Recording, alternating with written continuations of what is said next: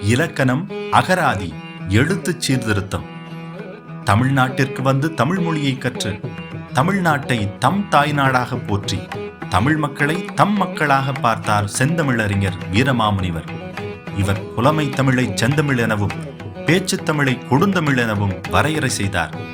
நிகண்டுகள் மட்டுமே இருந்த காலத்தில் முதல் தமிழ் அகராதியை அறிமுகப்படுத்தினார் நம் வீரமாமுனிவர். இவர் 13 மொழிகளில் புலமை பெற்றிருந்தார். தமிழ், லத்தீன் மற்றும் தமிழ் போர்த்துகீசிய அகராதிகளை உருவாக்கினார். இதன் மூலம் தமிழை உலக மொழிகளின் வரிசையில் நிலைநாட்டினார். எழுத்துக்களில் இருந்த குழப்பங்களை நீக்கி குறில், நெடில், புள்ளி, எழுத்துரு ஆகியவற்றில் சீர்திருத்தம் செய்தார். கவிதை வடிவில் இருந்த இலக்கணங்களை உரைநடையாக மாற்றி மக்களுக்கு புரியும்படியாக்கினார். சொல் சீராயின் பொருள் செம்மை பெறும் என்ற பாரம்பரிய கருத்து அவரது பணிக்கு சரியாக பொருந்துகிறது. மொழி செம்மையடைந்தால் சிந்தனையும் அறிவும் வளரும் என்பதை செயல்படுத்தினார் நம் வீரமாமுனிவர்.